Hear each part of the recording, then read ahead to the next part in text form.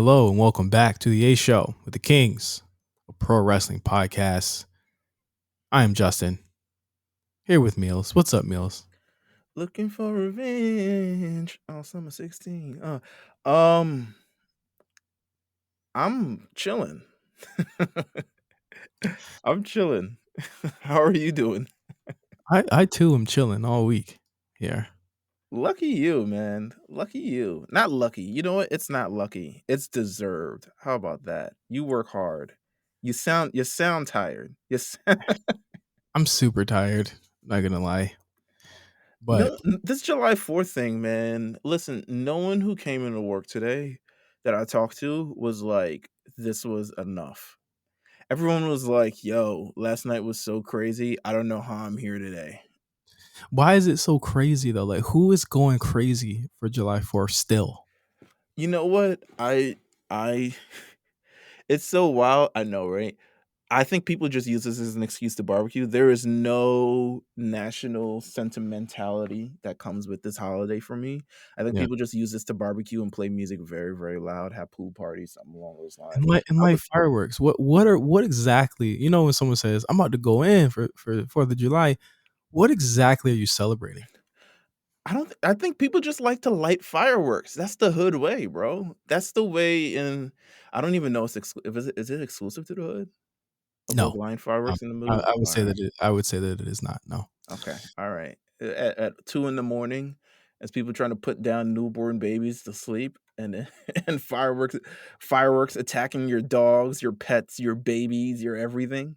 Yeah. Yeah. No, I just don't know what we're celebrating anymore, bro. Like we are. Yeah, this country's ass. I mean, I'm not gonna hold you. I This mean, country's the country showed its ass. You know what I'm saying? multiple times. Multiple times in the past month, and then we supposed to fuck with it after this. Fuck no, I absolutely. feel like I mean, we take the day off. That's what we're gonna do at the end of the day. We're gonna take the day off. Just like white people get the day off of Juneteenth. It's just one of those days where it's just like, you know what? Take it however you can, celebrate it however you can. If it's just a barbecue, barbecue. But I ain't, we're not saluting the flag over here. Not on the 4th of July. I wonder You if know what I? go You know ahead. what I saw? I saw that. Have you heard of this kid called I Show Speed? Streamer, No, black kid. no. He let off some fireworks in his house. Oh, I did. What an idiot. Yeah, I just sent you the link. I didn't know you hadn't seen it yet, but Yo, what is I did you hadn't see it? seen it, but I've saw it across my timeline, but I ain't click on it because that's like one of those things where I gotta like I can't I need to take time off to process what kind of bullshit is going Let's process it together today. There's not a lot of on. wrestling news. Let's Okay. process it together today. So go ahead and click on that thing. Click on that Okay, I link. clicked on it. I clicked on it. Let me know when to press play. Hold on. We're gonna watch it together. We're gonna watch it together. All right, Come hold on. on, man. We're gonna watch it together. I think I can play the sound through this. Play the Okay. sound. It's playing automatically. Go ahead. Go ahead. Okay.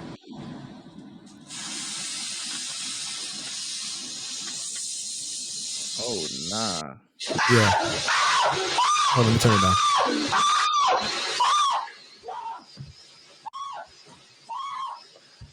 Look at this fucking idiot. His mom lives there. Bruh, how much of an ass whooping would you get? Oh, let me turn it. I'm sorry, guys. Sound warning. Volume warning. No, like how much of an ass whooping would you get for doing something like Why that? does Like go ahead. It why wouldn't does even be like Jazz being thrown out the house. It would be like Uncle Phil throwing you out the window. You know what I'm saying? what, did you not think this would happen? You idiot. No, no, no, no, no, no.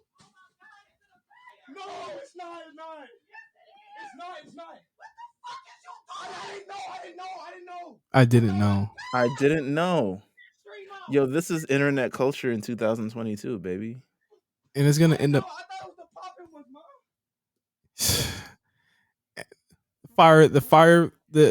the firefighters came on stream. He leaves the stream on the whole time.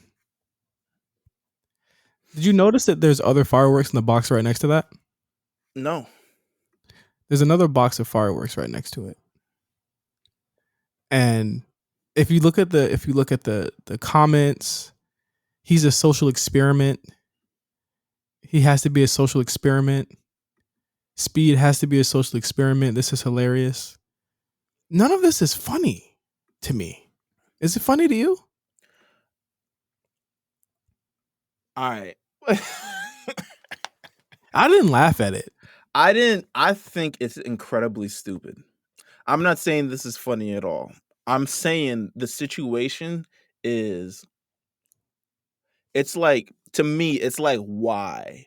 But in the sense of like, you idiot. This is like the lowest bar minimum cartoon funny to me. But it's also like, why? I can't imagine. It's funny to me because I could only imagine if I did this, how much of an ass whooping I would get. Like, the absence of thought comes into mind. And to me, this is like, it's, I guess this is what kids are growing up with in kind of internet culture, especially when they do stupid. Because not only is this kid going to do it, some other kid is going to do it. Well, everyone's Like, been doing it. Chief Keef almost burned his house down yesterday. Chief, what? Doing Chief, this. Chief Keef, Sosa, come on, bro. You a grown man. Yeah. You a grown man, bro. Mentally, he might not be yet. No, not yet. But it's that. It's like it's that celebration type thing. It's just like even that's like everything has become sinister. I hate to be like on a downer this A week. little bit of a downer today. I'm not gonna hold you. A little bit of a downer. Everything has become sinister, bro. Right? Like July 4th has really like took your buzz away. It was just like, yo, what are we even doing? it is. It's really sinister now. It really is. What are we even doing? I want to give to kind of, We stand on downer moments. Downer moments. no. I kind of want to. I mean, it's downer mode depending on how you think. I want to give a public a public congratulations and also farewell to RSPN. I know I'm saying this on the A show, but Mm-hmm. it's because I didn't get to send anything into RSPN this week. But I was like, wait, I have my own platform to do it. If you don't know, RSPN is a sports podcast that's on RNC Radio. It just had its last episode today or Mm-hmm. yesterday or this week. How about that? Let's go with that. This week. Come on now. Just had its last episode this week. I want to give a shout out to Mark and Jeff. I want to give a shout out to pretty much to me, especially, in terms of the work that Mark does as well, because that man is like, if you understand how hard he works, like all of this is like a majority of this is his vision. Mm-hmm. Um, Down to the artwork, which I'm in awe of every time he posts it, the editing skills, kind of everything that he's done, and now he's lent his, his genius and everything over to Black Prince. So I'm very happy that he's involved with y'all and kind of doing that. But I want to give a shout out to him because you know what? I don't think as content creators, I feel like we don't. It's constantly go go go. And I think Mm-hmm. that's a lot of the process as well. And I was just talking to it with Jamal the other day as content creators. It I think we're in a special circumstance. This is very, very interesting. Where I don't think we've had low periods on the show, but I don't think that we've had a period where I wasn't excited. And if I did, I was burnt out. But excited to come talk about professional wrestling with you. Yeah.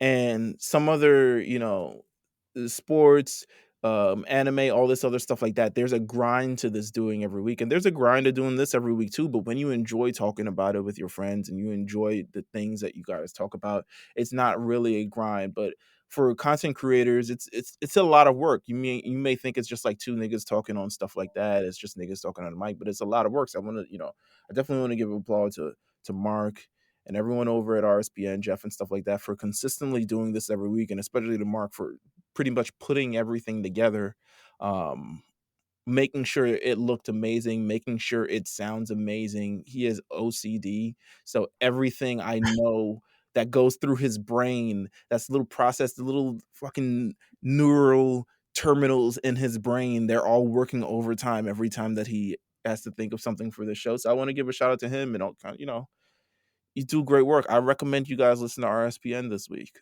like for the last episode of it. As someone who's done a last episode for a podcast, it's very emotional, very gratifying in a sense, and that's how we should end it.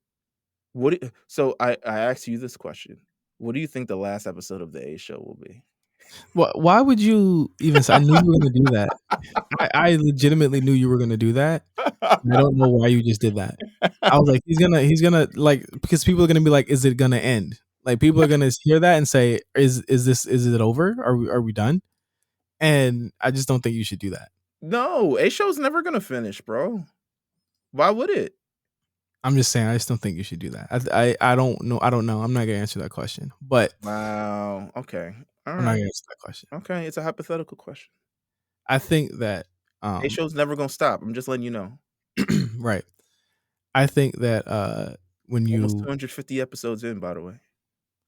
look at it, like just everything that RSPN has done, everything that Mark does. I talk to Mark every day, and I am often up when he is doing his creative thing. You know what I mean? And the amount of That's only care because you live on a different coast. I don't know why he's up. I don't either, but the amount of care that he took for that show is beyond anything that I've ever known. So if now you can obviously go back and listen to old episodes from the past 4 or 5 years and really get to see that. But the way that show grew from Mark not even knowing if he could do it or if he would be good enough to do it, and him just kind of becoming his own his own person as a creator, it was really inspiring to see. And I like to think that, like, a lot of times I see things in people. So when I asked Mark, hey, you should do this, you should probably do this, and he didn't know why, that was why. Because it was to unlock that side of him. And when that part got unlocked, he saw things that he never even knew that he could do. And Absolutely. that was the goal. I think just in general, especially with people who have trepidation, like getting into podcasting or getting any sort of content creation, my I guess words of wisdom would be you gotta start somewhere. And it's not going to be good when you start. You think of the first episode of the A show. And I'm not saying that it wasn't good because I do think it was phenomenal. Um, but I'm on a phone and you're recording me having a conversation with you on the phone. Mhm. Like, we're recording it that way, but then I think of, like, earlier than that, right? Like, my first episode of Two Belts. My first episode of Two Belts probably was terrible, and I'm not sure how your first episode of, whatever podcast you started with, I forgot which it's either Voice of the Voiceless or something before that. It was Voice of the Voice. I mean, it was a wrestling podcast. It morphed into Voice of the Voiceless Yeah, eventually, though. with A plus, and we did it weekly, and I was like, I don't want to stop doing it. I want to continue to do it. So, But that's where y that came from. but, we started somewhere, essentially, and you start it's not always gonna be pretty when you start, and I don't think you should aim for perfection. I think you should aim for growth. I think Mm. you should aim for constantly building what you're doing and working in those directions and most importantly, building a community, especially if it's content that you want people to engage in, building that community and stuff like that. I saw one of my homegirls who posted on Twitter today, um, at her is Chibi Thought, and she I know, she's great. Um, she started off because she does cosplay, and she was like, 5 years ago, I did this, and she had, like, 31 followers, and now she has, like, 31,000 followers, and it's like, you gotta start somewhere to get somewhere. You know what I'm saying? So I take this, instead of it being, I guess, the morbid thing that you didn't want us to talk about, like, what's the final episode of the A show? I don't think there's gonna be a final episode of the A show, but I do feel like at some point, in the future, we'll continue to grow and continue to evolve. And, I think we have exhibited this just by doing this show. I think the way that the A show has grown over the last number of years has been phenomenal. I think we're better hosts because of it. I think we're better talkers because of it. I think we're better businessmen because of this. I think we're better at a whole bunch of other different things because of this show. And yeah, you know, it's a it's not a marathon. It's not a race. It's a marathon, you know? Right. Yeah, it is. And this is a marathon that Jim Mark and Jeff ran, and um just because they're not doing it anymore doesn't mean that it's over. I mean, obviously Jeff's on the lookout. Mark will be, and he'll have his hands on a lot of different things, but primarily on the black print. But I'm pretty sure Mark's going to be doing a lot of stuff that he's going to announce in the near future. But We might have to steal him for the A show too. No.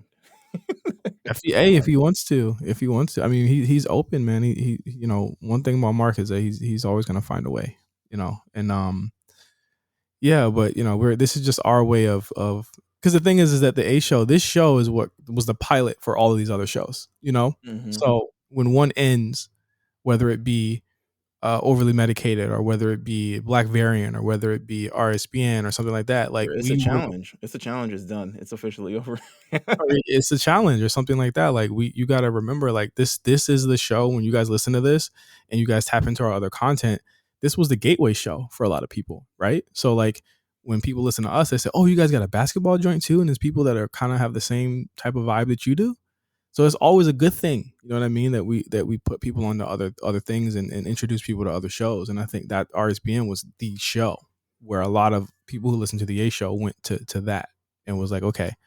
So if you think about it, Meelz, like there were people that were listening to something from one of us or our friends for a whole week, which is Yeah. insane to think about.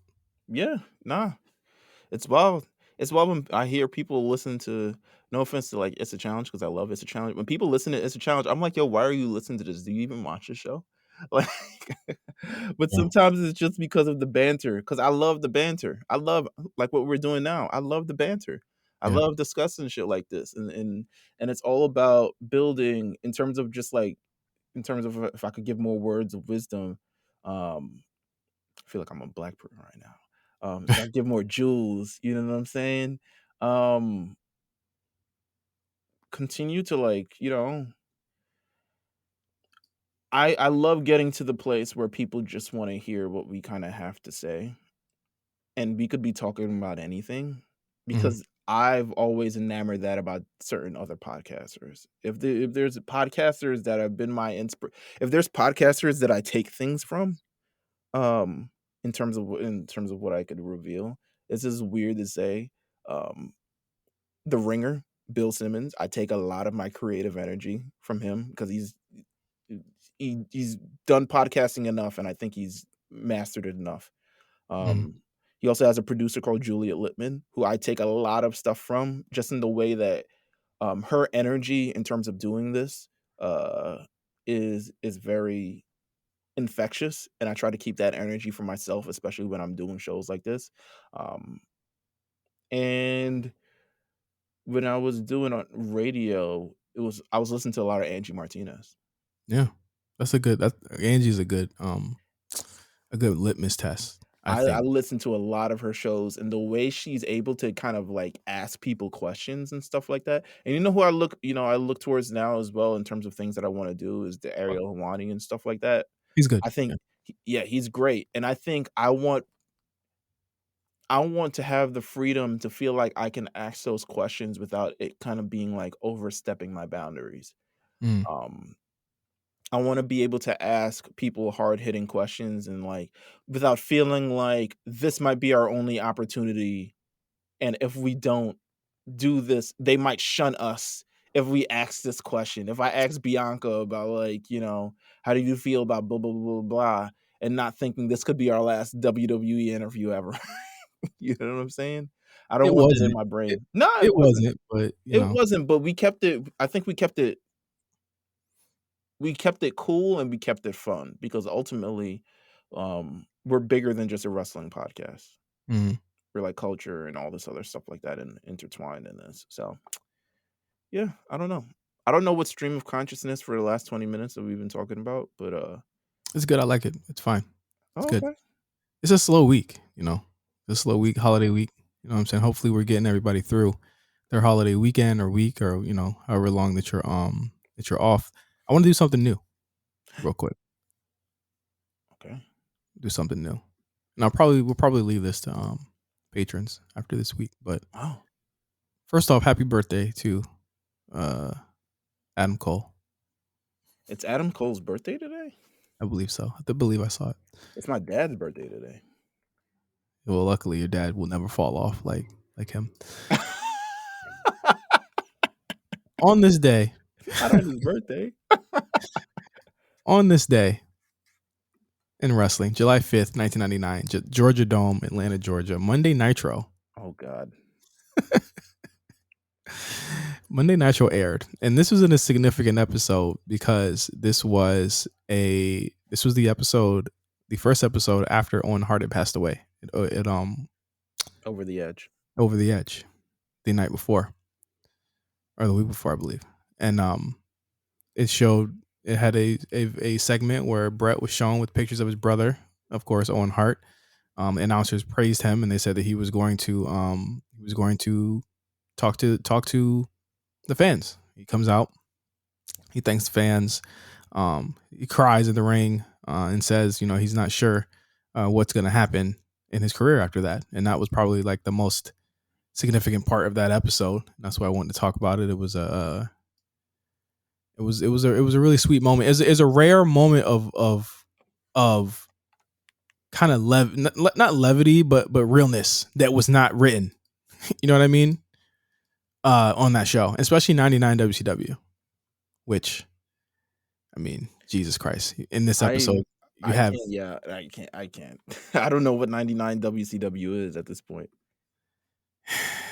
You know what? We should watch some 99 WCW because you're wilding. I knew that you would fucking say that. I knew that you would say that. Well, I feel like if you don't know what it is, you need to watch it. Do I? Yeah. I'll watch it anyway. Yeah, for sure. This episode also had Juventud Guerrera and Chavo Guerrero Jr. Versus the Juice. Yeah, and that match stopped after Sid Vicious and Randy Savage came out and beat them all up. That was still going on. Yes. It had Rick Steiner defeating Vampiro for the TV title. You had Eddie Guerrero stealing wallets. Oh. You had a kickboxing match between Jerry Flynn versus Ernest Miller. Was it like legit or is it like meant to be funny? This was going to be my next question. How do you think this match ended? Dance contest? No, ended by DQ. So I don't know how a kickboxing match can end in a DQ. Van Hammer defeated Lodi. Who? And who? Oh man, Roddy Piper had an interview segment in which he thanked Kurt Hennig for declaring that rap is crap. So that's where we were at in '99. Steve Regal versus Fit Finlay was on here. Not versus. I'm sorry, Steven Regal and Fit Finlay versus Rey Mysterio and Conan with No Limit. Well, you gotta have No Limit. Mm-hmm. You about it. U.S. title. Are you ready for this one? Yeah. David Flair with Ric Flair and Arn Anderson by his side in Asia defeated Buff Bagwell.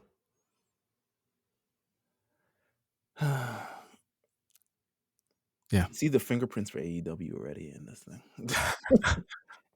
Saturn, Malenko, and Benoit beat DDP, Bam Bam Bigelow, and Conan by pinfall. Okay. Conan again?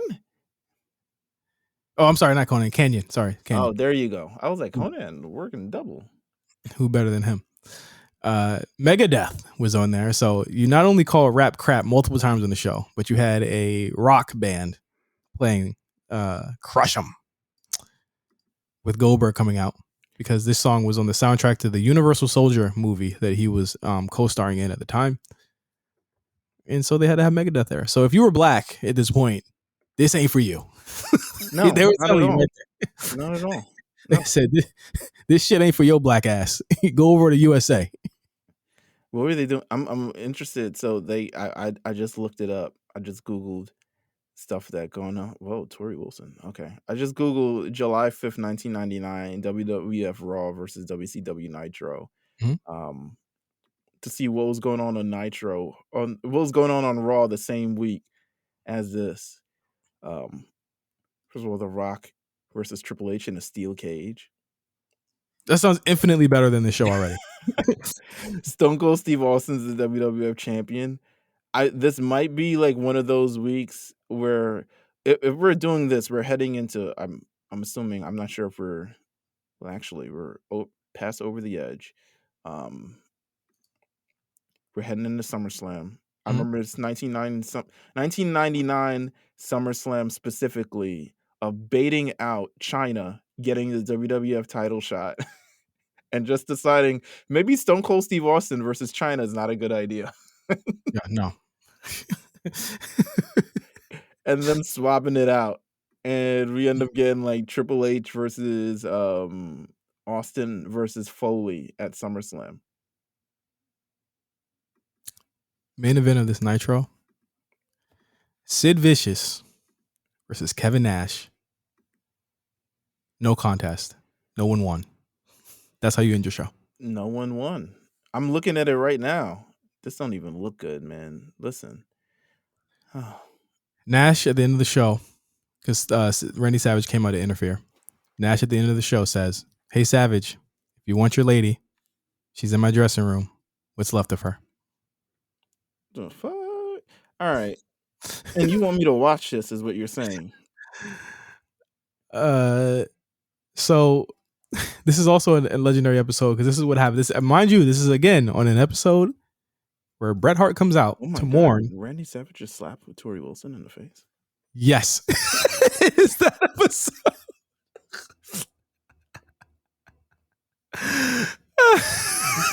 Not like crazy slap, but definitely concerning slap to Tori Wilson in her face. Because it is implied that they're having a lesbian relationship in the back. And after he slaps her, he rips Gorgeous George's t-shirt off in the show. Ends. All right, I don't know about this, man. Hey, man. Listen, they did quarter by quarter breakdowns on this YouTube episode. The first hour of Nitro, 3.6, 3.0, 3.2, 3.4. First hour of Raw by quarter hour, 5.3, 5.8, 5.9, 5.7. Well, here's my thing. When you're ending with shit like this, like, Jesus Christ. The final quarter hour of Nitro ends with a 2.1. And the final quarter hour of Raw ends with a 6.6. Monday Night Wars, baby. Come on. Also on this week in July 7th, 2016, SmackDown Live. I think it was still SmackDown Live at this point. You had Seth Rollins versus Jey Uso. He was still doing the pedigree at this time, by the way. Well, first of all, where are you getting this information? I'm interested in where you. I'm interested in where you getting this information. But let's go off. Zack Ryder versus Sheamus. I mean, I'm sure it was okay. He's always around. Sheamus is the one constant, probably in the last 10 years of all these cards. Nah, it's longer than that. Yeah, 10 years for sure. He's always there.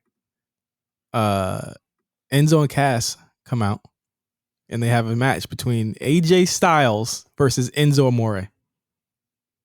That happened.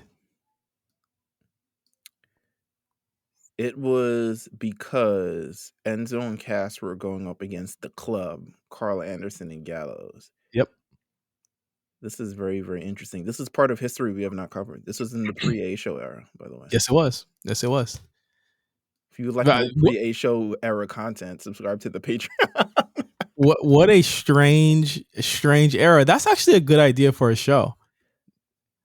You know how they have like BC? We can have like BA.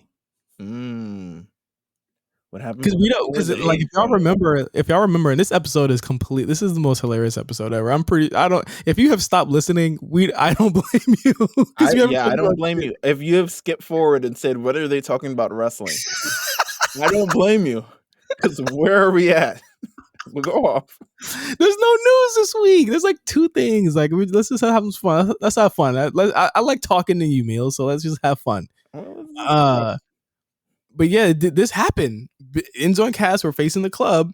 This happened, and Enzo and Cass were over. Like we're like doing a pre-A show era thing. Because again, you guys got to remember, we started at the first invasion, which happened later this year, right? Or that next year. It happened next year. That's the following year. Yeah, that's where we started, and we're 5 years old this year. You know what I'm saying? So this was a preview for Battleground, which included John Cena, Enzo, and Big Cass versus the Club, which I completely forgot existed in my brain. John was pulling up from deep with the support for Enzo and Cass. He got next to them, and they took off, which is crazy today. Like if we were to tell 2016 us what's about to happen in 2 years, you'd be like, no fucking way. They got to look at this shit. They probably listen to this episode and be like, "Yo, what did we squandered the fuck?" You know what I think. You know what I think the convergence point was for this Raw 25. After Raw 25, it got a little different in terms of a lot of stuff. Do tell. Because I feel like Raw 25 is where it was like, yo, it was WWE punching above their weight class. That's one. And people getting upset about it. And they rightfully did. They punched above their weight class trying to do the show in 2 fucking arenas, right? Mm-hmm. The Enzo shit had come out that day. So it forced people to have a reckoning of about problematic things in wrestling, because no one was really talking about it at that point. Let's just be clear. Nobody was talking about problematic shit. So not like on both ends, not a lot of people knew how to take that news. Still don't. They still don't. And it just had a lot of stuff. I feel like it's a convergence point in terms of just like how we cover and talk about certain stuff. Also on this show, Jericho's been looking for his scarf all show, by the way. Nice. Nice. That sounds very SmackDown-y. You know what I'm saying? The draft is July 19th, by the way. So this is before that TV deal. Gotta get that scarf before you move shows and never find it again. The Miz versus Kalisto. Remember him? Kalisto, of course. The Miz obviously won, right? He does. Of course. He does. Of course. Fucking course. Randy Orton has apparently been gone. Remember this one? Brock Lesnar versus Randy Orton was announced on this show. Of course. How could I forget? I was there live. This was the SummerSlam where Brock Lesnar busted Randy Orton's head open, and then Chris Jericho thought he could bowl up to Brock Lesnar and say like, "Nigga, what you doing? You fucking with my mans and shit like that." Brock Lesnar was like, "Nigga, get the fuck out of here." He bust his head to the white meat. I'll never remember that. I'll never forget that shit. But also, Randy had been gone for a really long time, and this was his first match back. I'll never forget that this is essentially Brock Lesnar and Randy Orton's really like their first match. Yeah. And there was no real dope conclusion to it. And I was sitting there at SummerSlam. I'm like, I guess this is how it ends. I think that SummerSlam ended with Brock Lesnar F5ing Shane McMahon. Yeah. Which I'm assuming we're supposed to get a match at some point, but no. No, absolutely not. Nigga just got an F5. This Battleground was where Sammy and KO faced off in that Instant Classic, by the way, a month later. Main event, Jericho versus Sami Zayn. Really long main event. Sami Zayn wins. Could main event any Dynamite in America. So that was today in wrestling history. I don't know where you. All right, you know, pull up. Why not? Let's do this. Let's make this a consistent thing. This week in wrestling history. Let's do it. So sign up for the Patreon. You'll get that. I don't know why this phone is ringing. All right, let's get into some news. It's reported by Dave Meltzer, Io Shirai, her contract is up soon.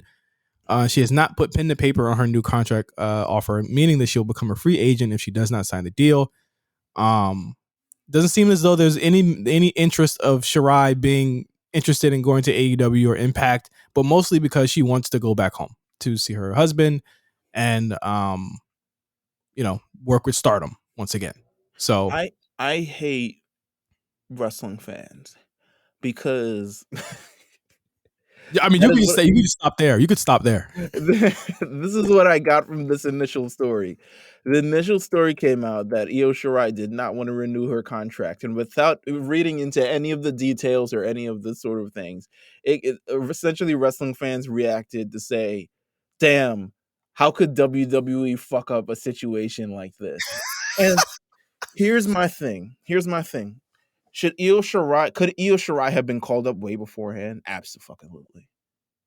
Um, but I don't think that would have changed how she felt about being where she is now. Could have maybe winning a women's championship on Raw or SmackDown or something along those lines quelled her feelings of like homesickness. Yeah, but it ultimately would not have taken away the fact that she's away from her husband, has been away from her husband for since essentially she came to NXT. Um, and hasn't gone back since essentially, hasn't gone back COVID. actively or been with them since before the pandemic. So when people get online and immediately start saying like, "Oh, her career could have been this and her career could have been that and WWE did this and I hope she moved here." To me, it's like, "Yo, y'all are very short-sighted." And also, um, to me, it's just like, "Yo, the answer is clear. She want to go see her family. Her contract is up." Yeah, I don't. Here's my. I mean, someone could say, well, they could make her want to sign it. I'm like, what are you gonna do? She was like one of the top pushed acts. I mean, obviously, we all feel as though she could have been called up, but again, I think Io is also the victim of a lot of really unforeseen circumstances that have happened since she was getting pushed. I mean, COVID happened. They weren't going out on the road. They needed people on the show, all of that type of stuff. Like, I'm not even gonna get into that. At the end of the day, even in the report, their initial report, it's like they all love EO backstage. She's well liked. I'm pretty sure it might be a big money deal. Let's just be clear. Like, they're not gonna re-sign you for some little bit of money. You know what I mean? But Yeah. sometimes money isn't enough. Yeah. It's just not enough sometimes. And if she wants to go home, just like Kyrie saying, just let her go home. That's Just just let her what it go is. home. Yeah. She's done it to me, in my opinion. I don't want to say like NXT Hall of Fame. I do think Io Shirai. I mean, if they eventually, as years go on, maybe it's 10 years down the line and we kind of open up to kind of like a lot of different things, I believe she is a Hall of Famer. In my opinion, she has done nothing on the main roster, but the impact that she has had in NXT, I don't know if they'll ever do an NXT Hall of Fame. I don't think it's necessary. But if they coil it into the WWE, to me, she's a Hall of Famer. She kicked ass on NXT. She was Mhm. the top wrestler on NXT for multiple years. Not just women's wrestler, but top wrestler in general. Yeah. Um, And the she connection she's had with the audience and yeah, she's done everything. She reinvented her character. She reinvented her character before some of these bras were thought about reinventing their damn character. and mind you, like, she's still injured. She did injure her leg back in April. They're Right. not rushing her to come back. They haven't added weeks to her contract, which they often do, which it's weird who they do it for and who they don't, but it seems like they didn't do that to her. Um, it seems as though they want her. They're trying to court her. But what do what can they whiff here? She won multiple titles in NXT. You know, she was kind of she was the top woman there. She was in Mad War Games. I think, was she in the first women's War Games too? Had to be. I think she was. Had to be. And there's a lot of history made there. What I She love put to a see her on the can main on top roster, of her head and jumped off a steel cage. would I love for her to have been on the main roster? Absolutely. Do they need her today on the main roster? Absolutely. Absolutely, bro. If she wants to be there, you know, that is what it is. But we'll know in a couple of weeks. She could resign. You know, Hey, sidebar. Speaking of women and re-signing or being let go or something. So Paige's contract expires well, as this comes out in public, it'll expire tomorrow. What do you think is gonna happen? AEW. Mm. AEW. She can get on sessions with Renee first. Yeah, she's gonna go air her grievances. Of course. Yeah. Can't miss that. Can't miss a chance to do that one, you know. And then, but I don't think so. To me, I would hope after seeing a lot of things injury wise with AEW that she just doesn't immediately jump back into the ring. I think she would have to be clear. I think even AEW would be like, all right, you got to be cleared by a couple people. They let Sting wrestle. They let Kenny Omega wrestle with a non-working shoulder and legs. They let Adam Cole go back out after having an unconfirmed injury to go give himself another unconfirmed injury. What do you think? I mean, I would imagine they look at Paige and be like, all right. Oh. They let Daniel Bryan wrestle the way he wrestles. I would imagine they would use some caution with Paige. Now, I don't think we need a women. I don't even think AEW likes authority figures like that, so I can't see it happening. Not over Tony, no. But they would probably put her with somebody.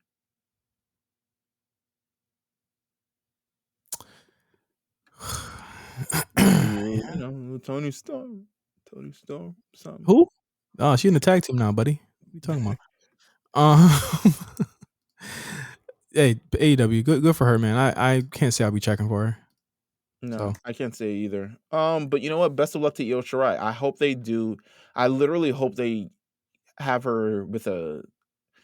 She hasn't been on TV for a while, but I would feel like she's warranted A goodbye. getaway. Yeah, a goodbye. Yeah. Get in front of the crowd, talk to people, get some flowers. Everyone chants your name. Tiffany Stratton shows up, kicks you in the junk, and you get out. What's crazy is that Zoe Stark is on the way back too, which is her tag team partner. And you know, repackage her. They should. They really should. But speaking of more women signing to NXT, former Bellator fighter, or actually current Bellator fighter, she signed to both. Valerie Loureda, nice. Signed with WWE last week, and she said that she'll be starting on the Performance Center on her birthday of July 19th. She said that it was Triple H and Senior Vice President James Kimball kind of put the signing together. She went to her tryout in Orlando. We did see her at WrestleMania in Dallas. She was all around, so they might have been courting her a little bit earlier than that. But she said that she had 3 days of training at her tryout, as well as attending an NXT live show. And you know, she was like, this was her dream, and she just wants to be in Orlando, and she wants to train, and this makes her happy, and this is a big moment in her life. She seems very excited. She's the first Cuban American woman to sign with WWE. She says it's my destiny, and now it's my time.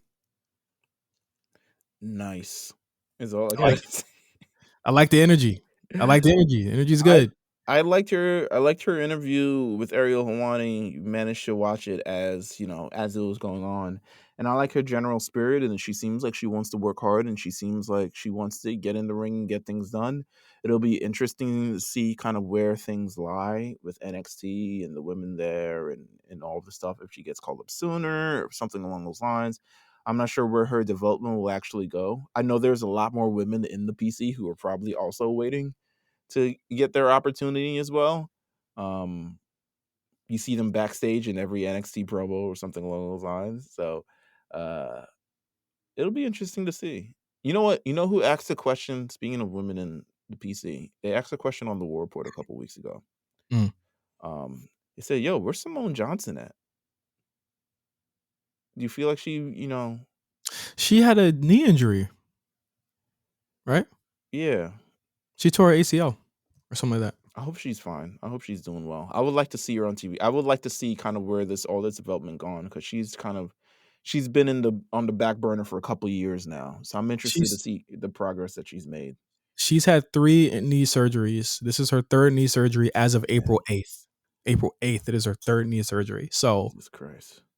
I think at this point, she's only 19 to have 3 knee injuries. Nah, that's brolic. Yeah.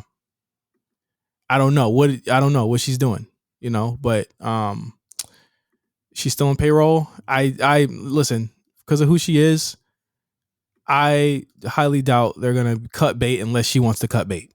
Mm-hmm. Unless she wants to leave, she will still be there. If she wants to still try it, they will, to a point until they say you cannot do this anymore. And I think that is what we kind of have to wait and see, right? Where it's like, does she still want to, pursue this? Is it still something she really wants to do? She seems like it. I've never seen her in the ring before. You know what I'm saying? That to me is like, all right, when is that going to happen? You know what I mean? So who knows? I hope we see her really soon. So Money in the Bank Let's talk about it.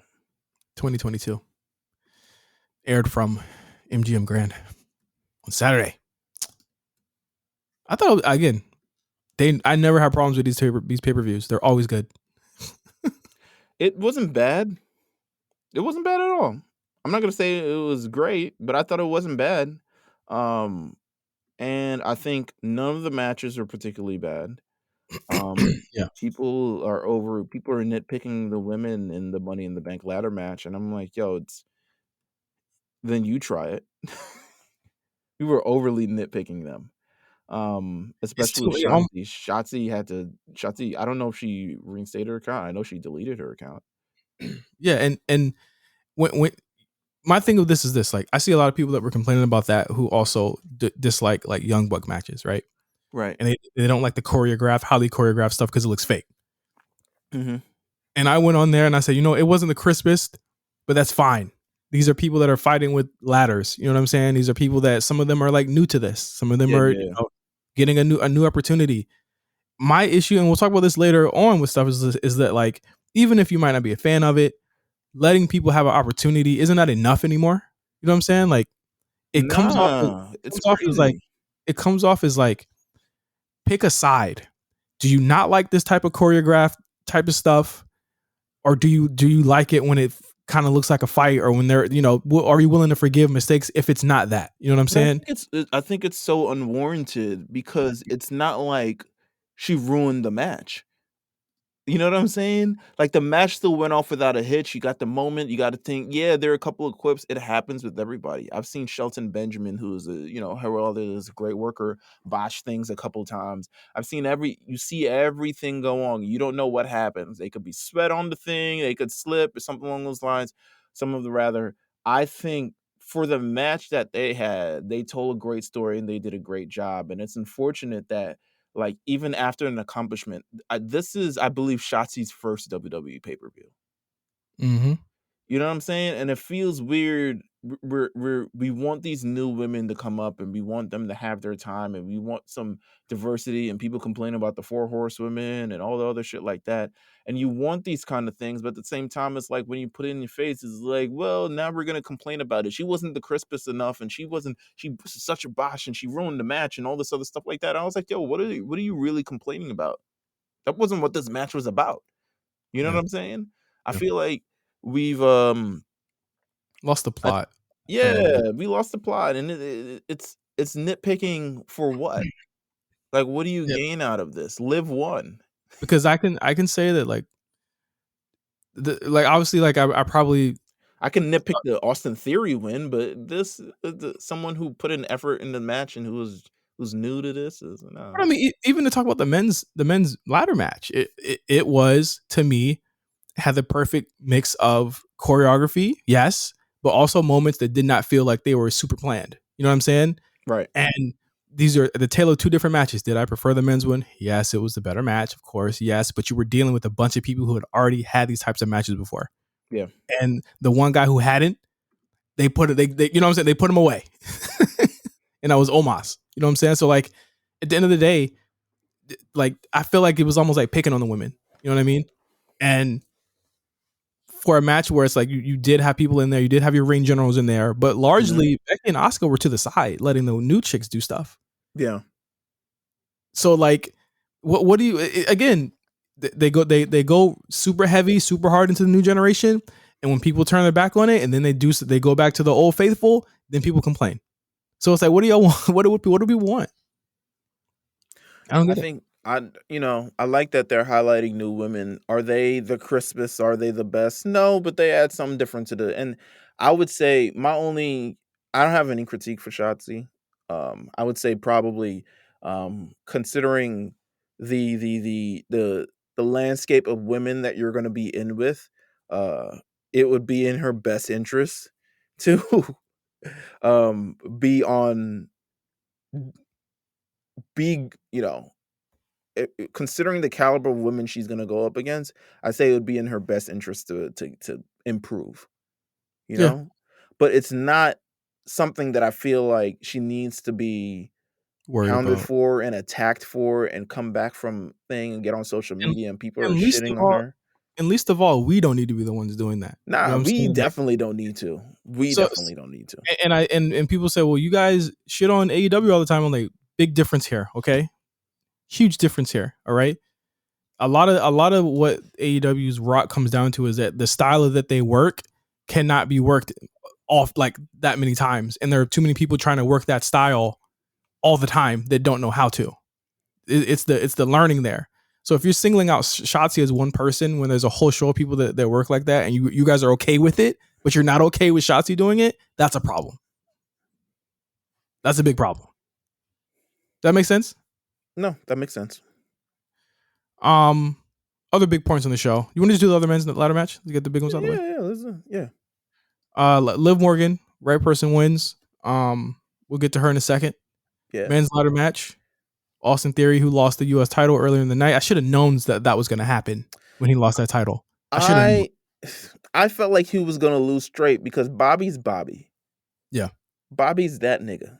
As much as they love Austin, they don't love him more than Bobby. Let's just be clear. Yeah. They love Bobby. Bobby getting chance, Bobby getting everything. I'm like, yo, look at Bobby right now. They were Like, look at waiting. him. You know what we say? Like they were waiting for someone to turn heel. I don't even know if they were waiting for Roman to turn face as much as they were waiting for Bobby to turn face last year. Now when Roman turns face, it's going to be electric. Rock level? You think Rock level? Absolutely. When Roman turns face, oh my God. Yeah. Oh, he's popular now. Yeah, we'll see. We'll see. But I thought men's match as a main event, super solid. I didn't have very many complaints about it. Really big spots that I never expected to see. Riddle by far MVP of the match. That guy's Meelz, he is operating on a different level than anyone I've seen in the business right now. Riddle is no, I would say so. I would say so. It's interesting to kind of see where everything has kind of landed with this. I would have probably still put Roman versus Riddle on this card as opposed to that one SmackDown. Even though that SmackDown did great numbers and great business and all this other stuff, I probably would have still put it on this card because I felt like Money in the Bank was missing. As much as the two ladder matches are there, we've seen that match we've seen all variations of fucking Money in the Bank. You got a moment. I'll say that the one thing they did, definitely do. Yeah. you had a moment on this show that you'll always remember. Yeah, yeah, two moments that you'll always remember, and two of them with the same person. So like, they made somebody on Sunday. Yeah, that's true. And it probably wouldn't have the tension probably would have been thwarted if Roman was actually there. So you're right on that case. It's interesting to see how they are making up for him not being there in this show as an example. Well, I feel like this show to me represents a little bit of the changing of the business model. Like, what is truly the premium live event that we need to watch, right? Like, what is the premium live event? I feel like all these other tier pay-per-views are now being treated whereas we used to get WWE Championship matches every pay-per-view. It seems now to be much far apart. You know what I'm saying? Yeah, And go ahead. And to your point, much further apart, but they're trying to pack out these B shows where you'll have FOMO if you miss it. Yeah. So and we were just like, oh, we're just gonna get two Money in the Bank winners. We got a winner and a cash in the same night, which they've done before, but it was the person they did it with this time. It was a surprise at the end this time where it was like, no, you need to watch it because we're gonna do something that they made decisions on the show that they only normally do when they're trying to pop a rate. You know what I'm saying? When they're trying to do something silly for a week just to get people talking. This was something where it's like people have been talking about this since Saturday all the way on to today. I like that this match I like that it's premium live event. You know, they're light, they're fun to me. These premium, especially the B tier premium live events. Obviously, there's the A tier, the big SummerSlam, Survivor Series. We thought that Money in the Bank would be. Apparently, the niggas was like, nah. But SummerSlam, Survivor Series, Royal Rumble, WrestleMania, those ones is like, okay, those are the attraction ones. But these can be an attraction for various different reasons. And I think, you know, you got a couple people highlighted on the show that we probably would have never seen. Maybe if a Roman Reigns is attached to the show, maybe if we do have 2 world championship matches on the show, and maybe those world championship matches don't even seem as as coveted as they would if they're, you know, if they're not on the SummerSlam. Like Brock versus you have the opportunity to promote Brock versus Roman before SummerSlam instead of wedging it in.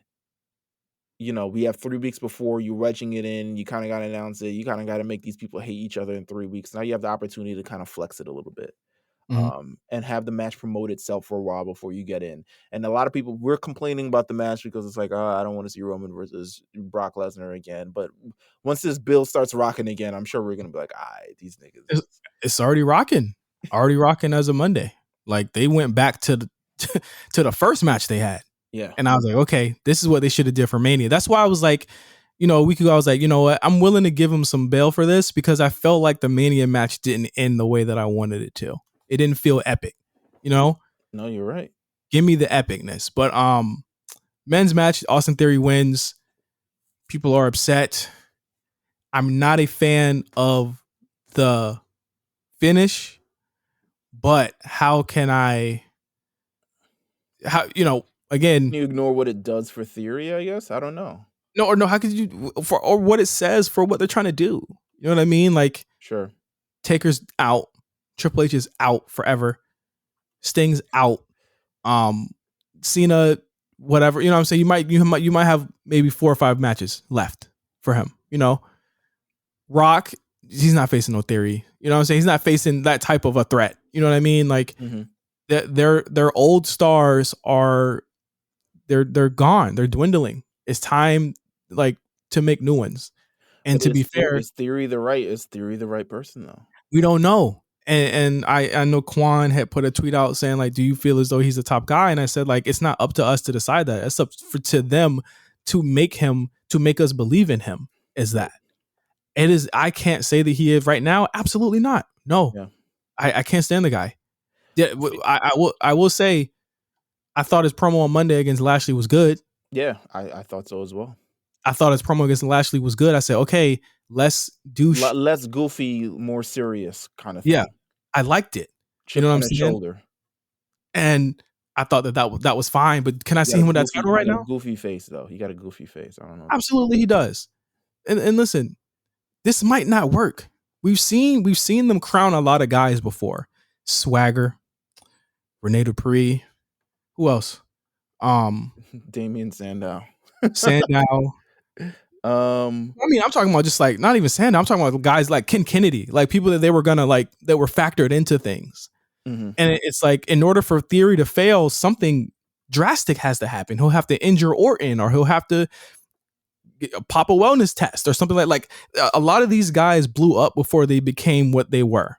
I'm not wishing that on Theory, but I'm saying that, like, I'm just saying in terms of the way it could follow the same pattern. To be honest with you, I think he's truly at a major crossroads in his career where it could happen, where he could be the novelty act of the era. Like, you know what I'm saying? When you go back and you're like, damn, Jack Swagger was really world champion. Yeah. Like that was wild.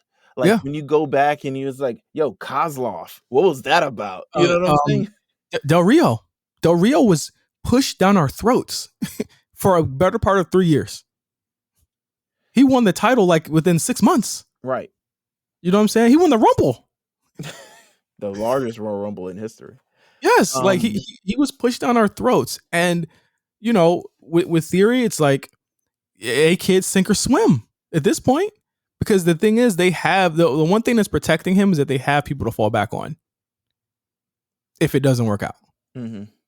But they've given him KO. They've fed Finn to him. They fed him a lot of guys in the last couple months, and I didn't believe in none of them wins.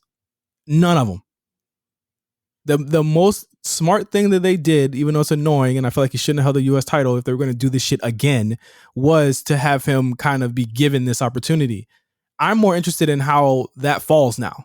You know what I'm saying? How he fails that. We don't like. I'm more interested in having him some adversity. Have him question himself. Something. We've seen this archetype and character. You guys can do so much better than this. You know what I mean? Like it is. I was not a fan of it. However, when you think about the match, Meelz, Riddle can't even. They're not giving away that Roman's going to lose that title, so Riddle can't win. Seth is clearly seems to be getting, going to be ready for Cody whenever he comes back. He could get the title, but he don't need this to get it. Mm-hmm. And they're not going to redo Heist of the Century with him. That's his moment. He'll never get it again. The rest of those guys, come on. Madcap Moss, ew. Sammy, it was a smart booking, but we had a good run. You know what I'm saying? My ideas had a good run. You don't need it. You don't need it. Like Theory, it made sense for him to have it. They pushed him to do that. I think his albatross will still, like, all Money in the Bank winners. We all know this, Meelz. They lose all the time. So that's the only solace I have in this, is that he's going to be having hopefully good to passable to good matches and losing them on his way there whenever that happens. Well, people weren't very happy, or they may have been questionable about now. It looks at SummerSlam. I mean, we kind of got the indication from this last week, and I'm talking about we as in me and you. When John Cena apparently did not mention like he was going to be on SummerSlam, but you kind of felt like if he was going to be on SummerSlam, they would have told us he would have been on SummerSlam by now. So we got Bobby Lashley versus Theory at SummerSlam this year, United States Championship. I'm in the good faith that they should put both of them shits on the line, but I'm pretty sure they're not going to do that shit. No, that's good stakes, but then you give away Bobby winning, because briefcase winners never fucking win. Like we be able to carry this theory on if a woman was able to hold it for longer than a month, but I mean the past 3 they haven't. I mean, when Carmella had it, ain't nobody give a damn what she was doing anyway. She lost a lot, but Liv Morgan wins the briefcase, cashes in on Ronda Rousey, who had a match between Natalya. Unfortunately, that match had to follow a match of the year contender in the Profits versus the Usos. How'd they get the longest match? They got the second longest match on the card. They're mini Romans. They're mini Romans. They are mini Roman Reigns. I was going to say the specter of Roman Reigns looms still, even when he's not there, in the Usos, because they're working more than he is. Yeah. And they're kicking out of shit that they would not be kicking out of 3 years ago. Yo, I was kind of tight. I was low-key kind of tight. Because I was like, wait a minute, I get it's one and done, and it's supposed to be one and done, but how do they kick out all your finishes and niggas don't get the same opportunity to be able to do that? Just crazy. It's crazy. And you know what? It was a fantastic fucking match. Yeah. It was a match that built up. It started off incredibly slow, and it built up and it crescendoed, and it was really this kind of like highlighting moment. It was a reminder moment for Angelo Dawkins and Montez Ford, who absolutely needed this moment because they'd lost every championship match. They in tag team championship matches a number of times this year, and all of them they've lost in I would even go to say unspectacular fashion. Mm-hmm. You know what I'm saying? Mm-hmm. Never felt like they truly had a chance in kind of this, and I don't think anyone really feel like they did. To be honest with you, I don't think anyone expected the title to switch in this. But I think now that you've established kind of really, really good heat on the show, I can see them on SummerSlam now. I couldn't see them on SummerSlam before. Yeah. But now you can, yeah. Ronda versus Natty. Oof. I didn't think it was bad. I thought it was, I felt, I liked it a lot. I just felt like the crowd had been tired. People online were tired. You get kind of technically kind of like back-to-back kind of good moments. You had Lashley winning, you had Liv winning, you had that tag team match. You know what I'm saying? Like you had all of that back to back to back. Right. and then this is where they fall. This could have came after the well, shit, you kind of had to have it at this point. you couldn't have it earlier in the show because it wouldn't have made sense, because you had to do I know I'm not even gonna talk about the Bianca match, but the teases that they did throughout were interesting, and I thought they were dope, because it had you thinking that she was going to cash in on Bianca too. Um, I felt like I don't know. I don't like how we ended up here with this Ronda thing. it wasn't. Listen, I said the same thing with Judgment Day. I feel as though when they see something is not working, they will change the directions instead of being like Meelz. A year and a half ago, a year ago, they stayed the course. As much as me and you hated seeing certain shit, like Lashley's shit where he kept beating everybody and he had no direction. He like Lashley, remember he had that kind of like that ceiling where he would never go for the title, but he Of beat course. everybody on the show. Yeah, of course. Beat Like everybody. it wasn't working. You know what I'm saying? But they kept with it anyway. I could see them saying Ronda and maybe Ronda as a face isn't working. Maybe Ronda as champion isn't working with this roster as is constructed. Right? Yeah, I would pull her out, to be honest with you. And Right. I think in any other situation, I think she probably wants to be like, I want to help. It's like, well, this may not be the best use for you right now. Right. And you look at the roster too, Meelz. She beat kind of everybody. She beat She beat Shotzi. Shotzi, she beat Raquel. Right. Like I don't know what she gonna be doing to Xia Li, to be honest with you. Probably turn her exactly. into She beat Charlotte. All of that stuff. She beat all those people. They needed to give her someone quick that she could have. And what better way if you're going to do Ronda? I don't know if you want to turn her heel yet. I think her reactions are just so good. I would I don't not turn her. I think but here's the thing. I feel like her character work is so mundane. Like it's so not She should stop good. talking. She should stop She talking. should stop fucking talking in Yeah. general. I feel like it's just so it brings down the show when she starts talking. And it's no slight to her, to be honest with you, because I have a lot of respect for Ronda Rousey and the things that she does. But it's such a drag when you start talking and stuff like that. And I feel like there's a better way to utilize her. Um, and what we're doing right now isn't the way. I Yeah. feel like No. this match with Natty, I feel like if the championship is on the line and it's Charlotte and Natty, it's a different kind of story. But this Ronda it feels like it. I don't know. It just feels kind of like I don't want to say beneath her. But when you look at the placement of this on this card, this was the cool down match Until the end. But Yes. I absolutely agree. I think that there were a lot of things that did work with Ronda coming back in terms of giving SmackDown a shot in the arm and giving us some TV matches with Ronda, which helped those ratings for sure. But I thought there was a lot that did not work, and Ronda needs a real foil. And again, a lot of what's happening to Meelz is not on her. Yeah. She was not. We know we're not going to get into it, but this was probably not the direction at first. And the same with Bianca, it was probably not the direction. A lot of things have broken down in that division, but I She think when you definitely give, needs a new foil. She for sure needs one. and I It can't think be Charlotte. We can't. It always can't be Charlotte. Like and I think Liv is a perfect person for that. Liv, one of the only people that have actually pinned Ronda, one of three people that have actually pinned Ronda, or one of two, or whatever, however you say it. not. It's only been, Well, yeah, 3 people that's beat Ronda. yeah, and that's her. One of them is her, and I think that that's such a great moment for her. I remember said it on the show 2.5, 3 weeks ago. I said, "Man, I'm buying some stock in Liv because she's looking good out there."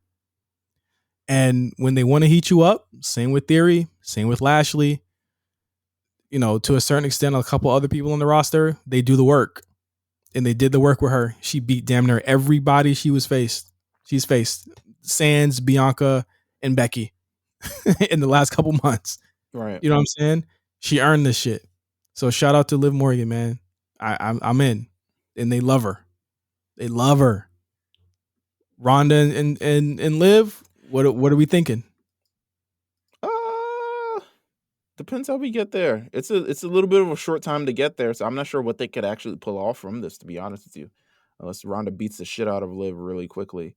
So I'm not sure what they could actually pull out of this, but it's it'll be I think honestly you want my thing, it's gonna be a run back of SummerSlam last year, and I think it's a triple threat. Mm-hmm. Ronda, Charlotte, Liv. And Liv gets out by the skin of her teeth. Yeah. She managed to edge some out. The other two cancel each other out. She gets a nice little roll up pin or something like that. Yeah. Something crazy. I'll say this: Money in the Bank title wins. Just before y'all get mad, they have a shelf life. They're just story vehicles to me. They're not even they're accomplishments. Like, it's obviously an accomplishment, but it's not something that, like, Baron Corbin won one, and then what happened? Like, Yeah, no, like, don't look at these Money in the Bank title wins as you're gonna have. I'm just warming people up it's a because vehicle for a story. They could literally say, from what I've noticed for the other Money in the Bank winners, they have these people win and then say, "What are we doing for WrestleMania?" And it's like, "We're doing this shit." And then they say, "All right, how are we gonna get the briefcase off this nigga?" And I feel like that's legitimately, they did it for the Miz. They're like, "All right, Miz got to win this shit. When are you gonna win it? Right then." But then we got to take the title right back off the nigga. You know what I'm yeah, saying? and And honestly, that's where I think will happen with Theory too. that's the same. That's the same thing that happened with Nikki Ash. Who the fuck won the men's one last year? Um, Otis, no, Not no, Otis. Otis didn't win. who won it last year? Oh my god, are we Big E. Big E? Oh yeah, fuck. Not in WrestleMania at all. Like, Yeah, yeah, this might just be like, yo, something cool for the summer. You know what I'm saying? yeah. It's what would happen back in the day when someone would win, like Mankind would win the title on an offhand week and some shit like that, and he'd lose it. He'd lose it. Win the title in September. He ain't winning the title in March. He ain't winning Yeah, the title in January. We might get a September, October. Might get and something at No Mercy or Fully Loaded or something. and to be fair, maybe they'll break the curse with Liv. But I'm just saying the Not same with like WrestleMania. Fucking no WrestleMania. the same with people winning the title at Mania. Your shelf life is usually SummerSlam. Now Bianca, the clock ticking. I feel like I feel terrible they haven't given her more, but I feel as though I'll tell my theory about what happened based on what happened on Raw. But you know that it's usually right. Like Mania to SummerSlam is how long you'll have it. You know what I'm saying? And that's just how it goes. So we'll see. But Money in the Bank, I would say go out of your way to watch that tag match. The main event, I wouldn't say anything else is really like essential though, in my opinion. Not at all. I think Bobby did a great job of Theory, but like, yeah, that's kind of it. Yeah. Monday Night Raw. If there was ever a punt of an episode, Oh boy, did this one stink? I didn't even tweet about it. I was just like, "Nah, I'm gonna do something else." Chiefly a one match show in a lot of ways. Which was the match? The main event. What was the I thought main event? Becky and Asuka, no holds barred. Oh yeah. Oh yeah, that was pretty good. Yeah. One match show. 3 hours to get there though. God damn. I just had it on the background. I was playing Monster Hunter, but I would look up to be like, okay, this segment's on, and I write notes, and then I go on my life. Like, oh, Miz is on. All right, well, fuck it. They are missing Kevin Owens. I'm praying he's back soon. I This show. hope everything is well. Yeah, me too. He's tweeting, so it might be some family shit. Yeah, they said it's an undisclosed injury, but things did happen. As we said earlier, they finalized Lashley versus Theory. Seems to me that Mysterios will be taking a trip to SummerSlam as well. You had Judgment Day versus them. I'm glad they did that first. No, I'm glad that got. Let's talk about the conversation. What conversation? You didn't see the conversation online? Finn No. got pants, man. Come Oh on, yeah, man. that one. Yeah, that one. Yeah, no, I like the pants. He's wearing Jordans too with them. Oh, rude. Yeah, he's wearing all murdered out Jordan 1s. I don't know if I like the was it a rag? Purple rag. I think it's quite a choice. You like a pirate. It's like it reminds me of Nakamura's old gear, and I think that's kind of where he's because it looks like Nakamura gear from back in New Japan, and Nakamura wear a sash. Take out the scarf part. I feel like you look like a pirate. Well, take out this. Make your pants have a logo on it. Yeah, something crazy. Come on now. Put a logo on the pants. Blue as fuck. It was working. It was working when against the Mysterios though. Really good match, and I thought a really good ending that kind of made San Diego happy. Doesn't really diminish what they're trying to do with Judgment Day at all, but continues the feud for another time. I don't know what they're doing with Judgment Day, to be honest with you. Well, they're Judgment Day is just niggas on the show. all right. I'm sorry. Hot dog. I don't care. Hot dog eating contest took up most of the show. I was off this. We had First a of all, Seth did you see how Rollins. Zeke was holding that hot dog? I was like, what the fuck is up with this man? I think he's just playing up how weird that he is, and I think I like it. That nigga held a hot dog so weird. Seth and him had a match. Pause. I was like, you could have gave Seth the day off, but I guess since his wife was working, give him something to do. What else happened? Bianca Liv teamed up, so I guess this is Liv's farewell to Raw for the time being. I guess so. I mean, it wasn't even that fly. See you later, Liv. Mellow and Natty. I was like, oh, calm the fuck on. People are injured, Meelz. What do you? I know, but like, people are injured and people are suspended. So this is what we have. I was just like, God, Mella and Natty together. People are injured and people are. I'm worried about Rhea Ripley. I will say that much. I am worried about Rhea Ripley too. I am now concerned. SummerSlam, and we don't know where the fuck is going on. Well, here's my thing. Okay, so let's get to it, right? Sure. Becky and Asuka had a great match. Becky wins it. I think this kind of firmly puts her in line with the title, but also puts Asuka in there with Alexa, who wants the title now. Makes sense. Perfectly sensical. You go ahead and do Becky Bianca for this with a step. Have this be Becky's last chance. Then hopefully, if Rhea is ready, you have her and Bianca at Clash, right? And Becky can. I think they're opening up the opportunity. I'm praying they're opening up the opportunity that we will finally get the Becky Ronda 1-on-1. And I think that's what you should do at Mania, is have them go 1-on-1.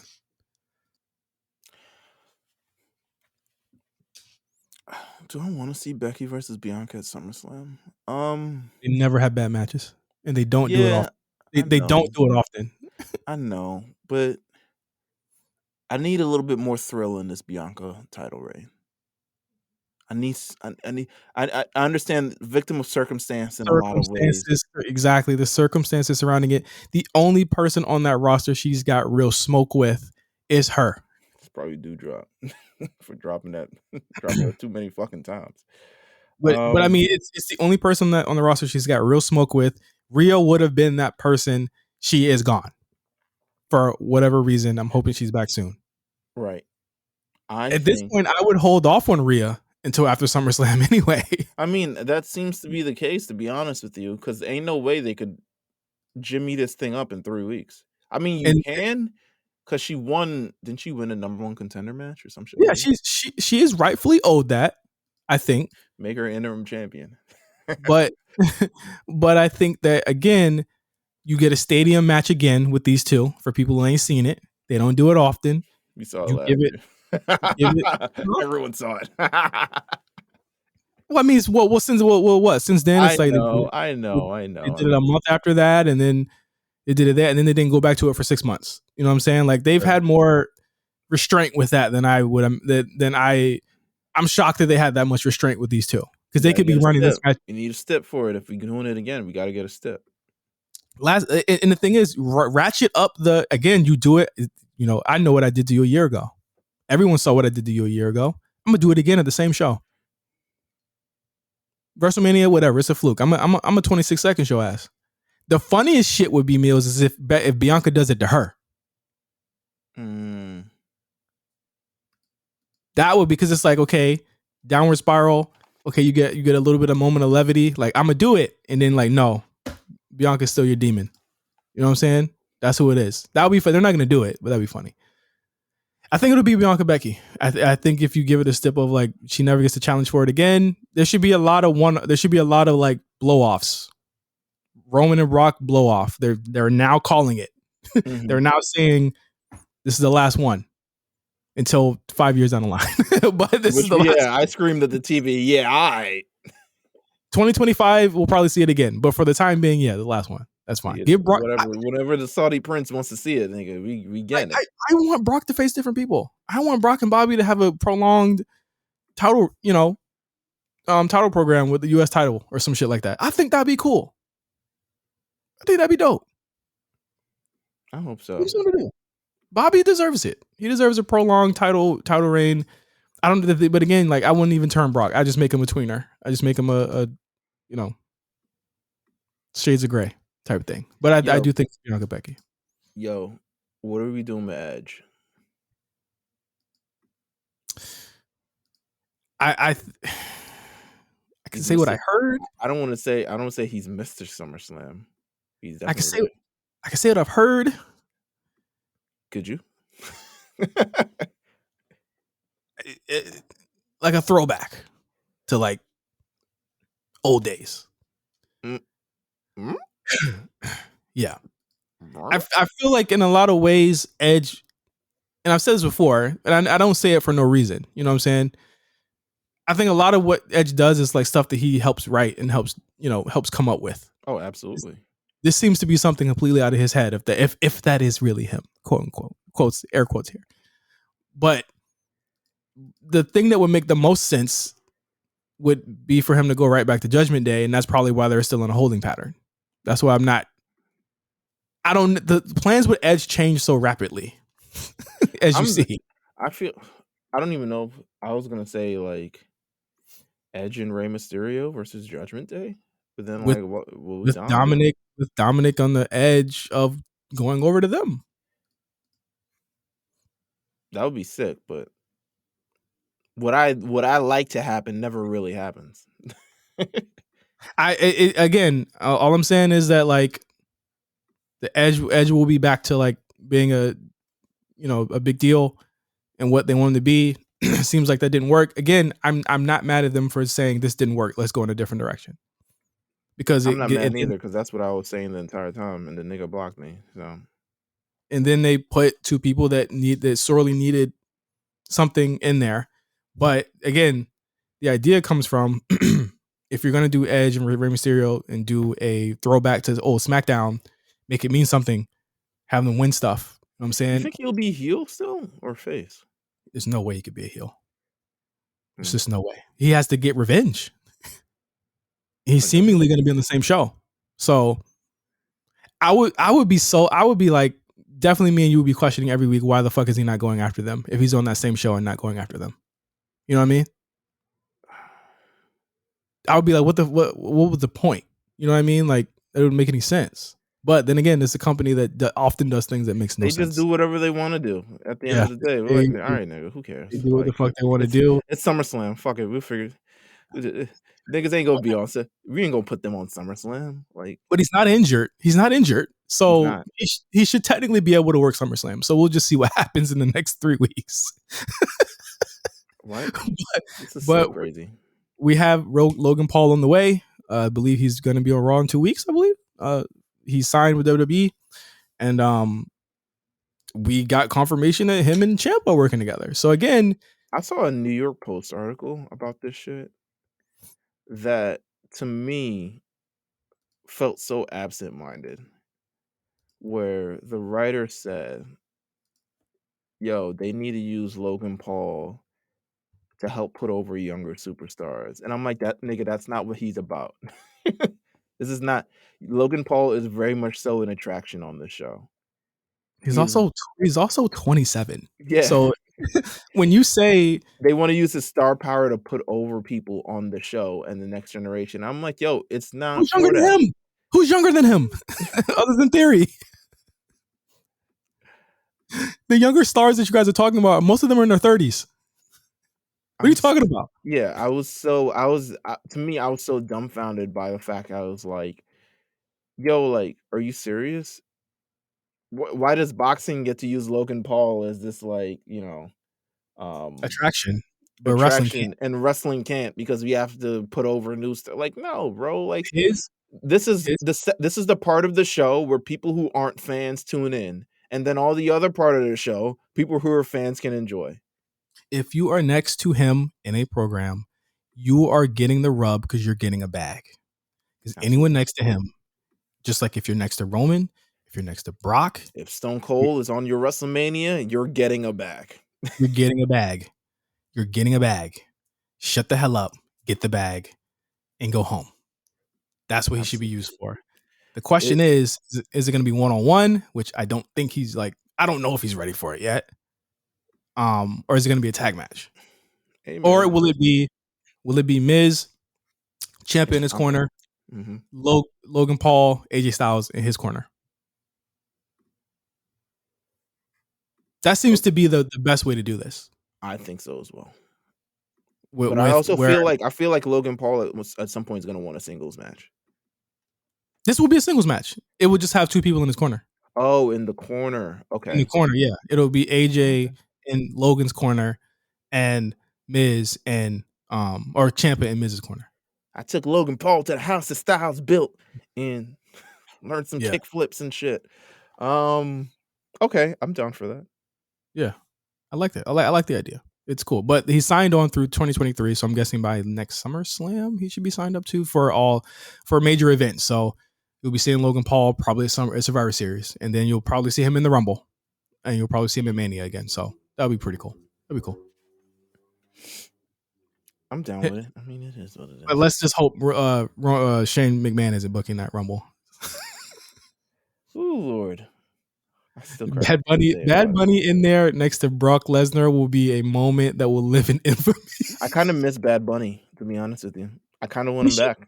He should be off tour by then, right? I don't know. Next January. What's the Bad Bunny tour? He'll make it. He'll make it if he wants to do it. But yeah, that was pretty much the broad strokes of Raw, and a very strange episode of the A Show. Meelz, is there anything else you want to talk about? No, this was all very surreal, and I'm surprised we got 90 minutes out of it. All right. So, as always, you guys, please sign up for the Patreon. For $5, you get new episodes of things like the Spot Callers. You'll get early episodes of the A Show as well as Patreon only segments. You might hear us talk about 1999 WCW. Oh, you're definitely gonna hear us talk about that shit next week. So, thank you all for listening. This has been kind of like our holiday break. Wait. We forgot to talk about fucking Maximum Male Models.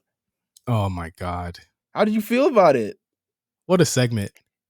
I could say that I'm just like, whatever on actually who they are. But I thought that they pulled it off so well. The commitment is there. The commitment is definitely there. I don't see how you could feel bad for LA Knight, whatever his name was in Impact. I'm pretty sure he revels in doing silly shit like this. He's been in movies and shit, right? He's been an actor. Oh, really?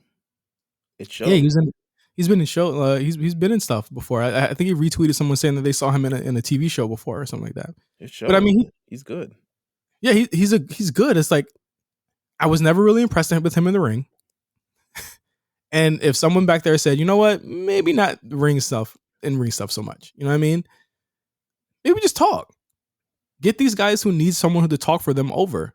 I looked at Massey and I was like, damn, T-Bar, you better figure something out. You better go to Express, nigga, and see if you can get in. Get you a belt, nigga. I told you, he's a very good-looking guy, man. I was surprised he was just being used with a mask on. He looked good. They're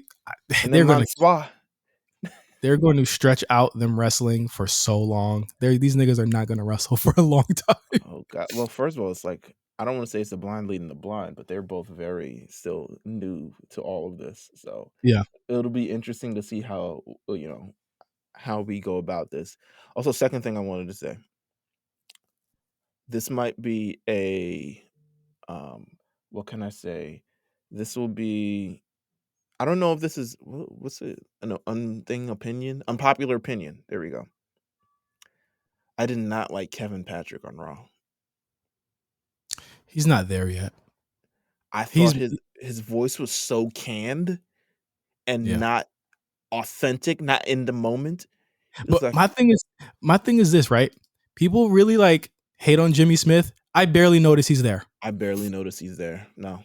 I barely noticed Jimmy Smith is there. Could we do some? Could we do better? Probably, but also, he's not harming nobody. But also, we had a revolving door of 8 people before he got there. Yeah, we good. I'd nod. Also, Massey, you know what I'm saying? Yeah. But nah, I didn't like him on Raw, to be honest with you. I hope. Yeah. I mean, I listened to him on Main Event sometimes, but not really all the time. But hearing him on 3 Hour Raw, I was like, nah, we gotta take him off. Why not call up well shit, he's in Orlando. He got NXT tonight. My man. What's his name on NXT? Fucking Vic Joseph. Vic Joseph would have killed.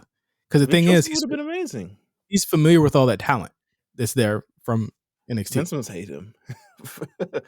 Vince must be like, shit, he was on Raw before, wasn't he? He was definitely on Raw during the pandemic era. Then they say, nigga, get out of here. Yeah, get the fuck out of here. They fired Tom Phillips listening to Tom Phillips on Impact Wrestling is still so surreal to me. I'm like, yo, he's genuinely great. Like, and I can't believe y'all had Josh Matthews for all those years. Like, oh my God. Bring back Jimmy Smith. Bring back Jimmy Smith. He's good. But I hope he's got the holiday off. Look at him. Nigga asked for the day off and he got the day off. Bullshit. You just said, nigga, we just let the script. We don't need you this week. Go ahead. I'm gonna stay in Vegas a couple more days. All right, y'all, we gotta get out of here because I gotta put this up on Patreon. We're late today, but we will be on time for everything else this month, as well as Spot Callers, which it looks like we're probably gonna be doing the Bash 2009. Do you want to watch that? Is this an invite to the show? Yeah, you want to do it?